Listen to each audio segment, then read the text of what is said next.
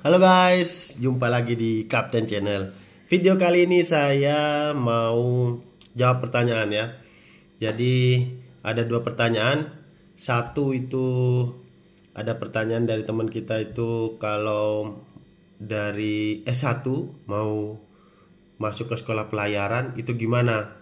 Nah, jadi yang kedua bagaimana posisi untuk lulusan SMK pelayaran atau ini di sini dia sebutkan ijazahnya IT4 ya. Posisinya jadi apa nanti terus gajinya berapa. Nah, itu nanti saya akan bahas setelah yang satu ini. Oke, dari pertanyaan yang pertama dulu ya. Oke, ini menarik. Jadi sudah sarjana ya, sudah S1. Tapi mau sekolah di Akademi Pelayaran. Ini pertanyaannya saya post di sini ya. Kayak gini teman-teman ya. Kalau menurut saya, kalau sudah S1 itu agak buang-buang waktu kalau mau ke sekolah pelayaran. Pertama, kalau lulusan dari S1 itu mungkin usia sudah 21, 22 atau sudah 23, itu sudah dekat-dekat sekali dengan batas maksimal untuk sekolah di Akademi Pelayaran. Kalau bisanya bisa, asal tidak melebihi satu ya, usia 24 tahun. Jadi kalau teman-teman masih 23 masih bisa masuk. Tapi kalau sudah 24 tahun, biarpun lebih satu hari di tanggal itu sudah nggak bisa. Jadi pertama perhatikan umur. Umurnya sudah dekat 24 atau masih belum. Nah, terus nanti setelah masuk pun, kalaupun sudah masuk, kan sekolah S1 tuh sudah selesai mungkin 4 tahun atau 5 tahun ya. Nanti akan mengulang lagi sekolah di Akademi Pelayaran itu sama. Antara 4 sampai 5 tahun juga. Itu pun kalau nanti prakteknya di kapal setahun itu lancar. Jadi begitu waktu praktek langsung naik kapal, setahun balik, terus langsung lanjut untuk wisudanya. Itu kalau lancar mungkin 4 atau 4,5 tahun. Tapi kalau nanti ada kendala, masih nunggu kapal atau masih menunggu perusahaan menempatkan kita di mana, itu masih bisa molor. Itu kemungkinan 5 tahun atau mungkin lebih. Jadi menurut saya, hematnya kalau sudah S1, bagusnya untuk ngambil diklat aja. Jadi kalau memang mau bekerja di kapal, yang diperlukan kan satu, ambil BST dulu. Nanti teman-teman boleh cek step-stepnya untuk jadi ABK di kapal. Ambil BST, bikin buku pelaut. Kalau sudah, nanti tinggal teman-teman ini menyesuaikan ke kapalnya. Kapalnya apa yang mau dilamar. Untuk apply di kapal tanker kah, atau kapal kontainer, atau mau ke kapal bulk, kapal gas, macam-macam ya, atau mau ke offshore atau mau ke kapal yang lain, mungkin passenger atau yang lain. Jadi disesuaikan karena tiap kapal dia punya sertifikasi tersendiri ya. Jadi untuk tanker harus punya tanker advance oil training, BOCT, macam-macam. Yang untuk tanker ada gas tanker pun lain nanti, dengan chemical tanker, dengan gas tanker, dengan oil tanker itu beda lagi sertifikatnya. Kontainer pun lain lagi, nanti yang bulk lain lagi, yang passenger pun lain lagi, nanti ada CCM, ada SDSD, SAT, yang macam itu. Jadi nanti teman-teman cek minatnya ke kapal apa. Jadi nggak semua sertifikat itu bisa buat pindah-pindah ke kapal ya, nggak begitu. Jadi kalau untuk kapal tanker itu nggak bisa nanti dipakai di kapal passenger atau ke kapal offshore. Itu beda alam ya teman-teman. Memang sama-sama kerja di laut, cuman dia beda spesifikasinya, beda cara kerjanya, beda jenis kapalnya, terus beda sertifikasi yang diminta. Jadi teman-teman harus pastikan dulu nama nanti mau apply-nya di mana.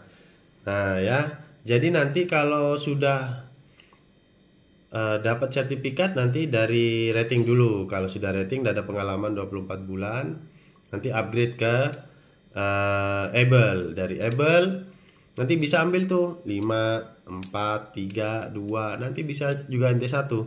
Atau kalau memang teman-teman kejarnya untuk cepat jadi perwiranya, saran saya cari yang GT-nya agak kecil.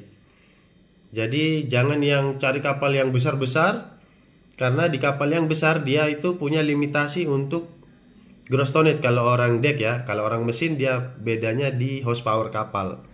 Jadi dia berapa kilowattnya itu mesinnya. Kalau orang deck dia di berapa ton kapalnya.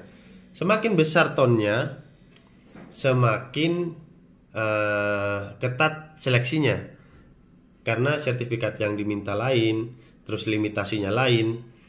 Lalu nanti dia juga cari yang sudah experience, sudah pengalaman. Jadi saran saya untuk ngakalin 3 ini, kalau experience, kalau di kapal yang agak kecil itu biasanya nanti ada trainingnya, atau lebih cepat kita familiarisasinya saat di kapal daripada yang kapal besar, karena beda peralatannya juga ya, beda ruang lingkup kerjanya.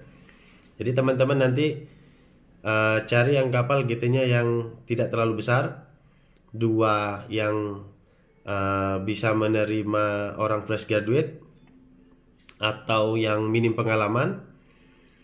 Terus cari yang cepat prosesnya. Kalau mau kejar jadi perwira, cari yang cepat prosesnya. Jadi cepat naik, cepat dapat pengalaman, cepat upgrade sertifikatnya. Itu maksud saya. Jadi semakin cepat teman-teman dapat pengalaman, karena yang diperlukan untuk upgrade sistem ini bukan masalah gaji ya, bukan masalah kapalnya operasi di dalam negeri atau di luar negeri. Tidak ada sangkut pautnya dengan itu. Jadi nggak ada hubungannya. Not related to your COC.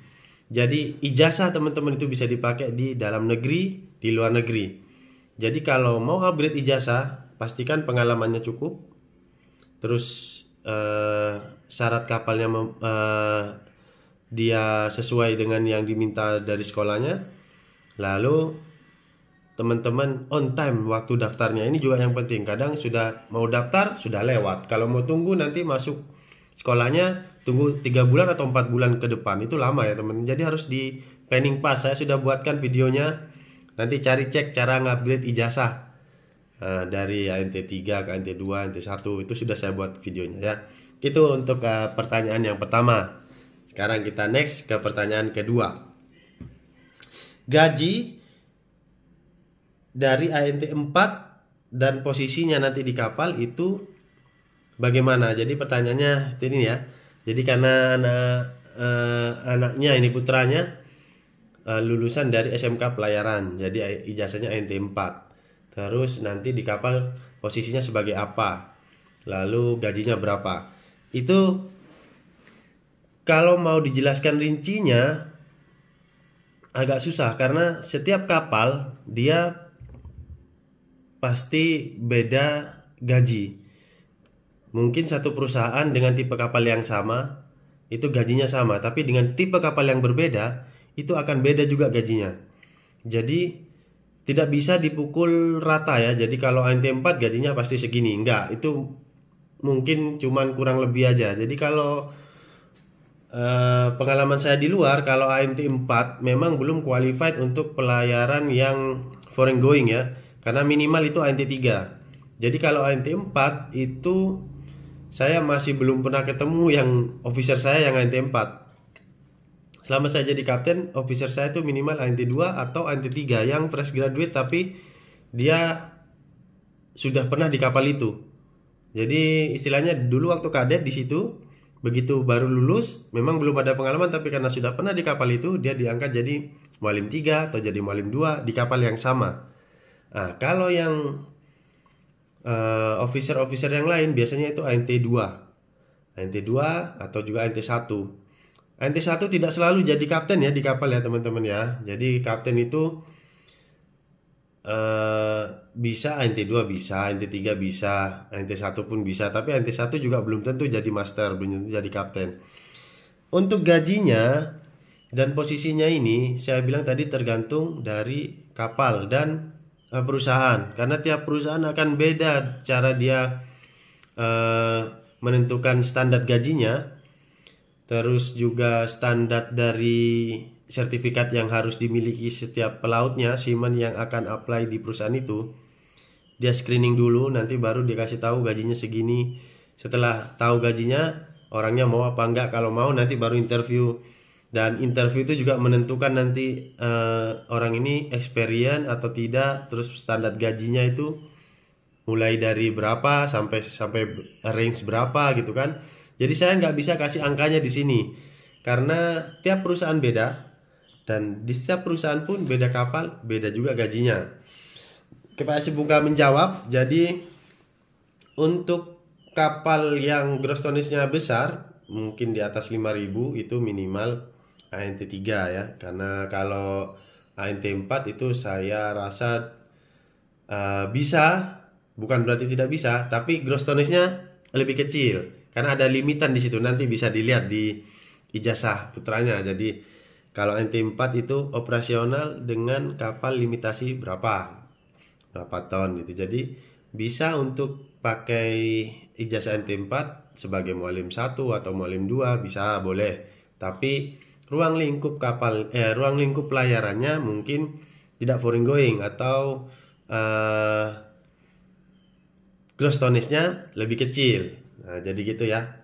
Semoga menjawab. Nanti kalau ada pertanyaan ketik aja di kolom komen. Share video ini buat teman-teman yang lain biar yang lain juga ada informasi ya. Oke, see you on the top. Bye bye.